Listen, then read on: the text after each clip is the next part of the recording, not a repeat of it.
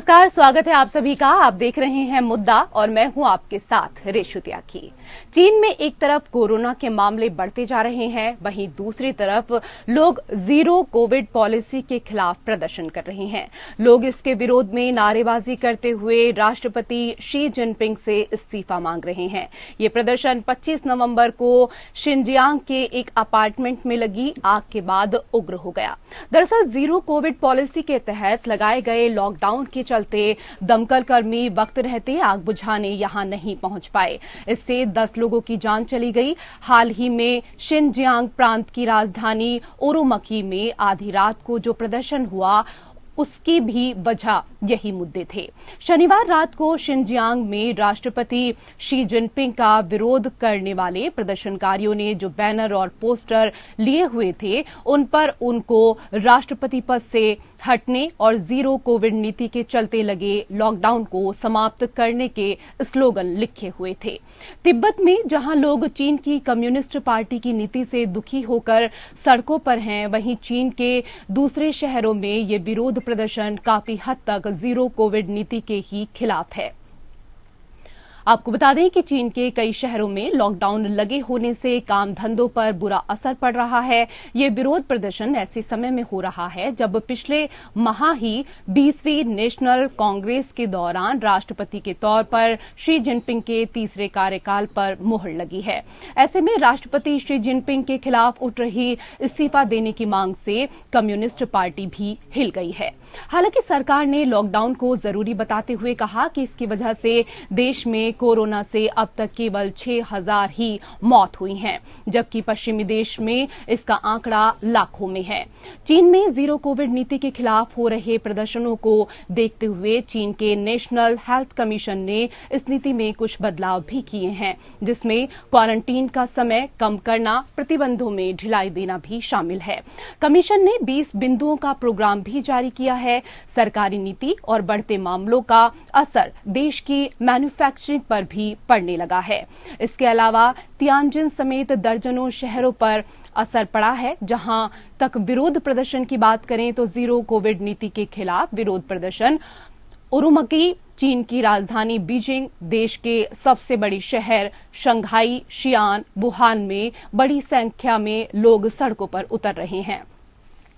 प्रशासन ने इन विरोध प्रदर्शनों को देखते हुए सुरक्षा प्रबंध बढ़ा दिए हैं। रविवार को भी जहां जहां विरोध प्रदर्शन हुए वहां पर भारी संख्या में सुरक्षा कर्मियों को लगाया गया है। इनमें काफी संख्या में सुरक्षा कर्मी वर्दीधारी तो कई सादे कपड़ों में तैनात किए गए हैं। इसके अलावा कई जगह पर प्रदर्शनकारियों की सुरक्षा कर्मियों से झड़प की भी खबरें सामने आई।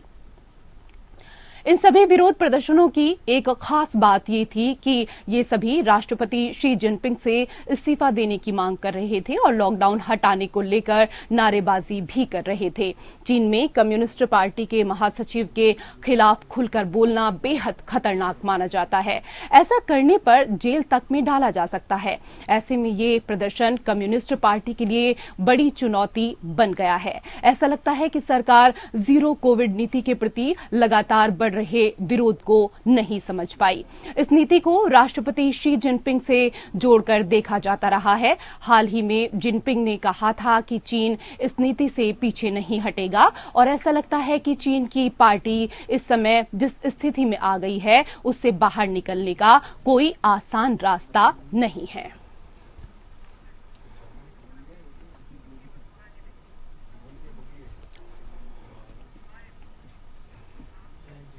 तो इसी विषय को लेकर हम चर्चा करेंगे। चर्चा में दो खास मेहमान हमारे साथ मौजूद होंगे। हमारे साथ जितेंद्र ओझा जी जुड़ चुके हैं। जितेंद्र ओझा जी जियोपॉलिटिकल एक्सपर्ट हैं। बहुत बहुत स्वागत सर, नमस्कार। और इसके साथ ही हमारे साथ पूर्व राजनयिक दीपक बोहरा जी भी अब से कुछ देर बाद जुड़ने वाले हैं। ओझा जी, पहला सवाल आपसे, चीन की आंतरिक राजनीति को लेकर कोई प्रामाणिक सूचना मिलना थोड़ा मुश्किल काम है। ऐसे में जो वहां शी जिनपिंग सरकार विरोधी प्रदर्शन की खबरें आ रही हैं, उनको कितना सही माना जाए? देखिए, बहुत चैनल से आ रही हैं खबरें और ये प्रदर्शन हो रहा है, इसमें कोई शक की गुंजाइश नहीं। लेकिन ये प्रदर्शन जो है पहले भी होते रहे हैं, लेकिन ये कुछ अलग है। अब से पहले जो प्रदर्शन होते रहे हैं चीन में, वो लोकल गवर्नमेंट के खिलाफ होते रहे हैं और उसका फायदा उठा के सेंट्रल गवर्नमेंट क्या कर रही थी कि लोकल लोगों पे दबाव बना रही थी, और लोग कहते थे कि ये जो प्रदर्शन होते हैं वो एक जरिया था लोकल लोगों के लिए कि उसके जरिए जो है अपनी वो मांग या अपनी जो ग्रीवांस होती थी वो सेंट्रल लीडरशिप को पहुंचाती थी। ये पहली बार प्रदर्शन हो रहा है एकदम सेंट्रल लीडरशिप के खिलाफ। अब देखिए, शुरुआत तो आप कहें कि कोविड के जरिए ही हुआ कि कोविड के रिस्ट्रिक्शंस बहुत अधिक लगे हैं। कहा जाता है कि पूरे 1/5 से लेकर 1/3 के बीच में जो चाइनीज इकोनॉमी जहां पे एक्टिव रहती है वहां पे ये लगा हुआ है कोविड। लोगों को बहुत दिक्कत हो रही है और उनकी इकोनॉमिक जॉब लॉसेस चल रहे हैं, नॉर्मल लाइफ डिस्टर्ब हो गई है, तो लोग बहुत परेशान हैं। और ये जो इसका जो ओवरऑल कॉन्टेक्स्ट है वो कॉन्टेक्स्ट ध्यान में देने लायक है ऋषु जी कि कुछ ही दिन पहले शी चिनपिंग जी ने पूरे चीन के संविधान को बदल दिया, जो संविधान माओ के जाने के बाद से डंग जियाओपिंग लेके आए, और उसमें 2 टेन्योर जो है हर एक राष्ट्रपति को मिलता था। इन्होंने 2 टेन्योर को हटा के तीसरा टेन्योर अपने लिए लिया। और यही नहीं, आप देखिए कि इन्होंने 2-3 और काम किए। ये कहा जाता है कि 20 से 25 लाख चीन में जो लोग हैं वो गायब हो गए हैं। वो आप कह रही हैं कि इनके खिलाफ बोलने पे लोग जेल चले जाते हैं, लोग गायब हो जाते हैं, उनकी एक्स्ट्राजुडिशियल किलिंग हो जाती है, कि उनके बारे में वो कहाँ गए पता नहीं चल पाता है। तो जेल भी तो बड़ा सॉफ्ट आपने ये उदाहरण दिया। तो 20 से 25 लाख जो इनके पॉलिटिकल ओपोनेंट है उसको उन्होंने जेल भेज दिया।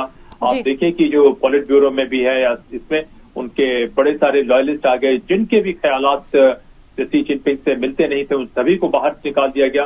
इन्होंने बहुत मजबूत सर्वेलेंस स्टेट बना रखा है कि सारे अपने प्रतिद्वंदियों पे उनके बारू पर सर्वेलेंस रखना, उनकी सूचना रखना, और सिर्फ महज शक हो जाए कि कोई शी चिनपिंग के खिलाफ है तो उसको बहुत कठोर सजा देने का बंदोबस्त इन्होंने कर रखा है। यहाँ तक कि कई लोगों को लिटरली फांसी दे दी गई करप्शन के चार्ज पे, जो कि करप्शन बहुत रैंपेंट है चीन में, लेकिन जिन लोगों को सिलेक्ट किया गया वो सिर्फ वही लोग थे जो शी चिनपिंग के खिलाफ थे।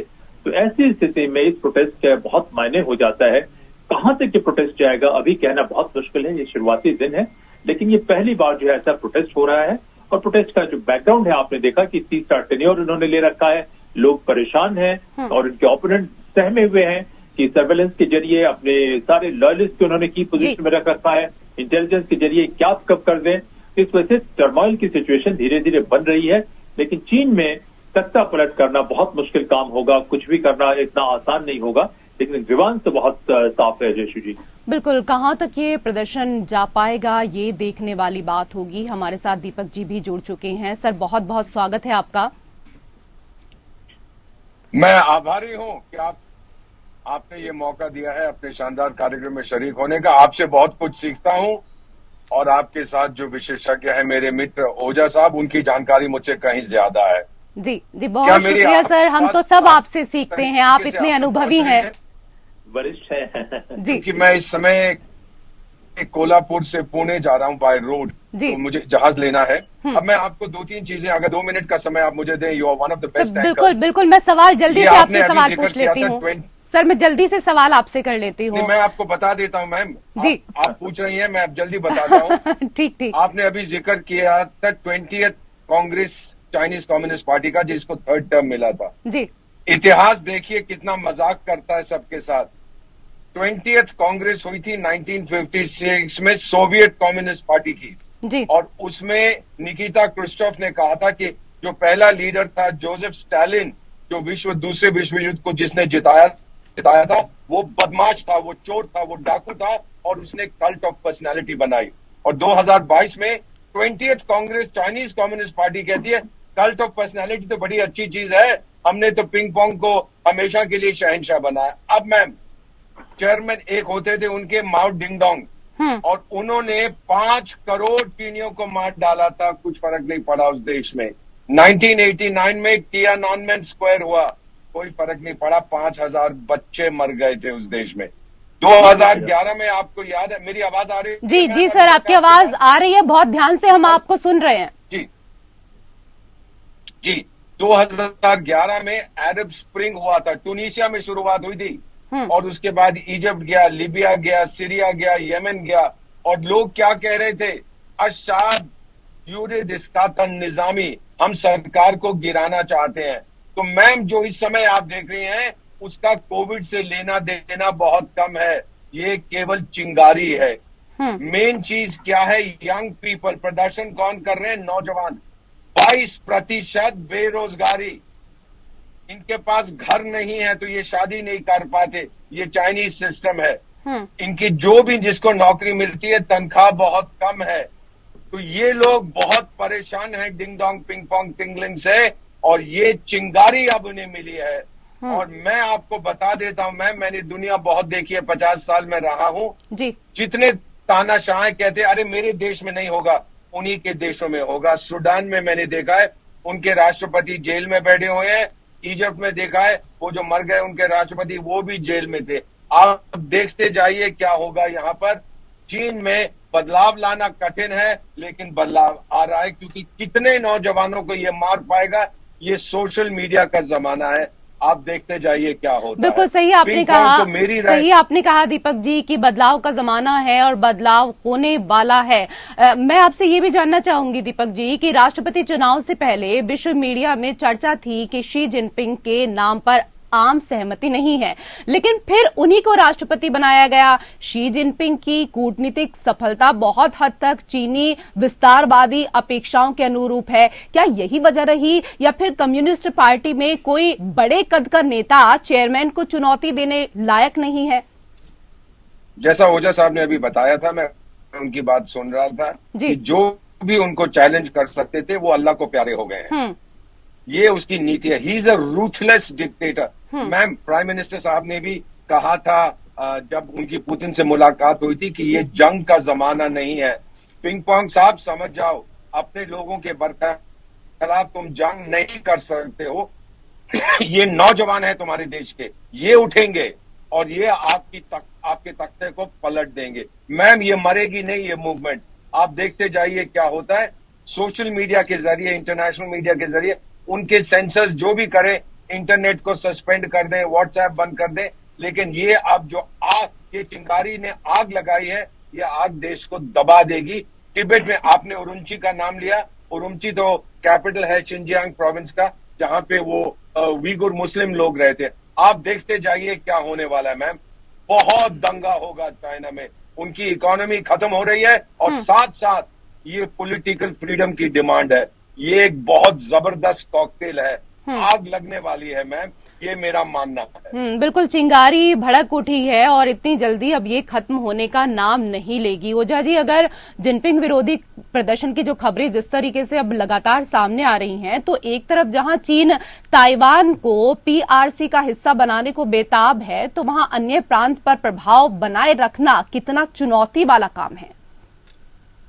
देखिए, ये जो डिक्टेटर होते हैं ना, कई दफे वो अपने आइडेंटिटी को इसलिए इस्तेमाल करते हैं कि उसके आड़ में वो अपने आप को मजबूत कर सके। तो ताइवान से झगड़ा हो या भारत से झगड़ा हो, ये एक नेशनलिज्म की बात जो है वो कहते हैं। इस भारत के बॉर्डर पे आने से पहले मेरा एक लेक्चर है, यूट्यूब पे भी है, तो मैंने कहा कि देखिए, कभी न कभी चीन में कोई इनसिक्योर लीडर आएगा, और जब वो इनसिक्योर लीडर आएगा तो अपने आप को सत्ता में काबिज होने के लिए वो क्या करेगा? वो आसपास के देशों से झगड़ा करने की कोशिश करेगा, उनसे टेंशन बढ़ाने की कोशिश करेगा और उनको परेशान करने की कोशिश करेगा। तो देखिए, शी जिनपिंग ने इसी फलसफे को कुछ महीनों बाद साबित कर दिया। अभी जो आप बात कर रही है, मैं बोरा साहब से बहुत इत्तेफाक रखता हूं, लेकिन मैं थोड़ा सा कॉशियस हूं, क्योंकि चीन में ये दिक्कत ये हुई है कि पूरे चीन के इतिहास को आप देखें तो साधारण लोग, जो जनमानस के लोग हैं, उनमें दो ही लोग हैं। एक जो हान वंश के संस्थापक है, दूसरे चियांग काई शेक थे जो कॉमनर थे। तो चीन में जब भी सत्ता परिवर्तन होता है तो कोई न कोई एलिट ही करता है। ये सबसे एलिटिस्ट सोसाइटी है दुनिया में, जहां आम जनता को कोई डिग्निटी तक नहीं मिलती रही है। लेकिन अब चूंकि हालात बदल चुके हैं, प्रॉस्पेरिटी आ चुकी है, और प्रॉस्पेरिटी आने की वजह से चीन के लोगों की एक्सपेक्टेशन है, खास करके एक अच्छा खासा तबका पूरी दुनिया देख चुका है, लोग सहमे हुए हैं। उनको पता नहीं है कि कितने लोग शी जिनपिंग के साथ हैं, क्या होगा सिक्योरिटी के एस्टेब्लिशमेंट में, इंटेलिजेंस में, पुलिस में, आर्मी में, मिलिट्री में, सारे जगह इन्होंने अपने पॉलिटिक्स तक में अपने पॉलिट ब्यूरो तक में सब जगह इन्होंने पर्सनल लॉयलिस्ट बना रखे हैं। किस हद तक पर्सनल लॉयलिस्ट उनके साथ रहेंगे, और खास करके जब जनता का ये सैलाब भड़क उठता है, जहां नौजवान लोग चले आते हैं, तो देखिए कि टियाननमेन में अकेला रहा।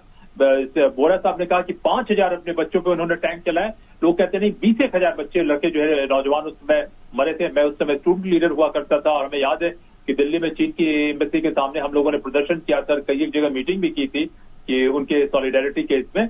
वो अकेला देश है जिसके पास ये रिकॉर्ड है। बोरा साहब ने माओ के भी इसका जिक्र किया। तो वहां पे जो सत्ता में लोग रहते हैं, उनके ऊपर एक अहंकार का ये होता है। एक और बात देखिए रेशु जी, कि जब ये पहले टेन्योर में आए थे शी जिनपिंग, तो लोग इन्हें चीनी भाषा में वो राष्ट्रपिता के बराबर कहते थे, पापा चिंग जी कहते थे, उनकी पत्नी को मामा चिंग कहते थे। लेकिन आज जो है ये बड़े ही रूथलेस मोनार्क हो चुके हैं, जिनके सामने कोई भी नहीं है, किसी को वो इंसान भी नहीं समझना चाहते। तो ऐसी स्थिति में अगर ये बात आगे बढ़ती है तो शायद कुछ परिवर्तन हो सकता है, लेकिन स्टेट का रिस्पांस बहुत रूथलेस होने वाला है, जहां तक मुझे लग रहा है, अनलेस एंड अनटिल उनके क्लोज कोटरी के कुछ लोग ना उनको दगा दे दें। बिल्कुल। तो चीन में जनता का जो सैलाब है वो धीरे धीरे भड़क रहा है, चिंगारियां उठनी चीन में शुरू हो गई हैं। चीन में प्रदर्शन को लेकर लगातार हम चर्चा कर रहे हैं और दो खास मेहमान हमारे साथ मौजूद हैं। हमारे साथ जितेंद्र ओझा जी, जियोपॉलिटिकल एक्सपर्ट, इसके साथ ही हमारे साथ दीपक वोरा जी, पूर्व राजनयिक, जुड़े हुए हैं। दीपक जी, प्रदर्शन को लेकर जो खबरें आ रही हैं उसमें यह भी कहा जा रहा है कि तिब्बत के स्वतंत्रता की मांग वाले प्रदर्शनकारी भी शामिल हैं। तो इसे समझा जाए कि तिब्बत की आग अभी ठंडी नहीं हुई है, यह भारत चीन संबंध को किस तरह से प्रभावित करेगा? इसका हमारे द्विपक्षीय संबंधों पर असर नहीं पड़ेगा, लेकिन आपने बिल्कुल सही कहा है कि तिब्बत का जो सवाल है उसका अभी कोई जवाब नहीं है। मैम, इसको जो मैंने अपने करियर में देखा, इसको हम कहते हैं क्रिसमस ट्री इफेक्ट जी। एक पेड़ लगा है, पे सब लोग अपनी मांगे कर देते हैं और आप देखेंगे किस तरह से ये बढ़ता जाएगा। अब ये जो लॉकडाउन है, इतना आपको बता देता हूं, शी जिनपिंग पोंग जो है, ये दुनिया का सबसे बड़ा डॉक्टर, साइंटिस्ट, वायरोलॉजिस्ट, जनरल, सब कुछ इसी को मालूम है, बाकी सब बेवकूफ है। दुनिया के किसी डॉक्टर ने नहीं कहा कि लॉकडाउन का कोई असर होता है। मैम, हमने लॉकडाउन किया था भारत में, आज हम लोग स्वीकार करते हैं कि उसका कोई असर नहीं पड़ा था। ये स्वीकार करने को तैयार नहीं है और फिलहाल कोई शहंशाह को बताने को तैयार नहीं है कि शहंशाह तूने तो कपड़े नहीं पहने हुए हैं जी। जो बचपन की कहानी हम पढ़ा करते थे, इसमें दम नहीं है। लेकिन अब ये मूवमेंट शुरू हो चुकी है मैम, ये अब दबने वाली नहीं है। ये नौजवान लोग हैं जो इसको बढ़ा रहे हैं और आप ये भी जानती हैं, जो आपने प्रेस रिपोर्ट देखे हैं, कि वो कह रहे हैं शी जिनपिंग को अब आप जाइए, यानी जो अनएम्प्लॉयमेंट है, इकोनॉमी खत्म हो रही है, हाउसिंग सेक्टर में ये प्रॉब्लम है, ये है, वो है, वन चाइल्ड पॉलिसी एटसेट्रा, ये सब उनको इस समय खा रहे हैं। जहां तक ताइवान का सवाल है, अगर चाइना में ये क्षमता होती ताइवान को लेने की, 20 साल पहले उसको ले लिया होता। उसमें ये ताकत नहीं है मैम। चीनी सेना जो है भ्रष्टाचार से भरी हुई है, वो लड़ने को तैयार नहीं है। देखा नहीं गालवान में हमने कैसे पीटा था उनको जी। तो वो लोग ताइवान पे हमला नहीं करेंगे मैम, क्योंकि करेंगे क्यों? किसी और की धरती लेने के लिए। हम लोग, भारत की सेना लड़ती है अपनी धरती को प्रोटेक्ट करने के लिए। चीन तो लड़ेगा किसी और की धरती लेने के लिए। वहां के सिपाही कहेंगे भाई मैं क्यों लड़ रहा हूं, क्योंकि एक बेवकूफ पिंग पोंग हमसे कह रहा है कि जाके लड़ो। नहीं होने वाला मैम। आप देखिएगा, इतिहास का यही सबक है। इतने तानाशाह थे, जब समय आता है सत्ता पलटती है, उनकी फोटोएं दफ्तरों से निकाल के फेंक दी जाती हैं। यही पिंग पोंग का हाल होने वाला है मैम। मैं उसको 1 साल से ज्यादा नहीं देता। चलिए, बिल्कुल सही कहा दीपक जी आपने। ओझा जी, देखा यह भी गया है कि चीन में जब भी आंतरिक संकट आया है तो उसने सीमा पर आक्रामकता बढ़ाई है। क्या इस बार भी कुछ ऐसा हो सकता है? देखिए, ये हमेशा कोशिश करेंगे। ये भी कहा जाता है कि ये जो बंद लगाया गया है, जो लॉकडाउन किया गया है, लॉकडाउन का मकसद जो है बहुत साफ है कि वो इसके जरिए अपने पॉलिटिकल ओपोनेंट को भी कोई एक्टिविटी करने नहीं देना चाहते। देखिए, चीन में भी एक तबका है जो बहुत नेशनलिस्ट है। हम लोग ये कहते थे कि जब से डेंग सियाओपिंग ने परिवर्तन लाया, खास करके 2 टेन्योर का लाया, कलेक्टिव लीडरशिप का कॉन्सेप्ट था, इन्होंने तमाम चीजों को डिसमेंटल कर दिया है। तो हकीकत ये है कि चीन में भी लोग सहमे हुए हैं। वो नहीं चाहते हैं कि इस तरीके से जो भी उनके देश में जो अच्छी बातें हुई है, स्पेक्टेकुलर इकोनॉमिक प्रोग्रेस हुआ है, हर जगह वो तरक्की हुई है, उस तमाम तरक्की पे एक आदमी जो है कुंडली मार के बैठ जाए और उसके बाद जो है उनके भविष्य को खतरे में डाल दे। तो ये जो है तानाशाह कुछ भी कर सकते हैं, एग्रेशन जरूर लाने की कोशिश करेंगे, लेकिन बहुत ज्यादा अगर इंटरनल टर्मोइल हो जाएगा और अगर उनके फौज या दूसरे लोग भी विरोध करेंगे तो कहना मुश्किल है। आप ध्यान दीजिएगा कि पहली बार क्या कह रहे हैं बीजिंग में और शंघाई में, लोग कह रहे हैं कि वो जिनजियांग के लोगों के साथ है। ये बात जो है पहले सुनाई नहीं दी। तिब्बत के साथ एक दुर्भाग्य की बात यह है कि बहुत बड़ी टेरिटरी है, बहुत छोटे लोग हैं, और तिब्बत के भीतर चाइना ने डेमोग्राफिक ट्रांजिशन बहुत भीषण कर दिया है कि वो अपने ही देश में एक छोटी सी माइनॉरिटी बन के रह गए हैं। तो वो जो एक अलग किस्म है, वो अलग एक चर्चा का विषय है कि किस हद तक होगा। लेकिन एक बात साफ जो नजर आ रही है इन प्रदर्शनकारियों में कि वो जो हान नेशनलिज्म का जो वो एक नशा देना चाहते थे कि हान नेशनलिज्म के जरिए वो अपने आप को सत्ता में काबिज रखेंगे और देश को इस तरीके से ऑपरेट करेंगे, तो वहां के लोग पहली बार जो है इसके खिलाफ आवाज उठा रहे हैं और कह रहे हैं कि वो जिनजियांग के लोगों के साथ है, क्या तिब्बत के लोग भी इसमें आ गए हैं। तो एक बेहतर निजाम की बात कर रहे हैं, और एक बेहतर निजाम में देखिए कांग्रेस पार्टी के साथ थोड़ा बहुत उनका ये हो सकता है, लेकिन कांग्रेस पार्टी के साथ के अलावे सबसे अधिक उनका जो प्रोटेस्ट है या जो उनका आक्रोश है वो सी जिनपिंग के साथ है। और जैसा वोरा साहब ने कहा कि दुनिया के तमाम देश अब जो है ये लॉकडाउन से बाहर निकल चुके हैं, और उस समय ये लॉकडाउन का को जबरदस्ती बनाए रखना, लोगों के रोजगार को सही आपने कहा ओझा जी कि पहली बार आवाज उठाई है, लेकिन इतनी जल्दी ये आवाज जो है वो कमजोर पड़ने वाली नहीं हुई है। यहाँ चिंगारी उठी है जो बहुत जल्द शोले के रूप में हम सबको देखने के लिए मिल सकती है। बहुत बहुत शुक्रिया इतनी अच्छी जानकारी देने के लिए और हमारे साथ चर्चा में जुड़ने के लिए जितेंद्र ओझा और दीपक वोरा जी आपका। और इसी के साथ मुद्दा में फिलहाल इतना ही। नमस्कार।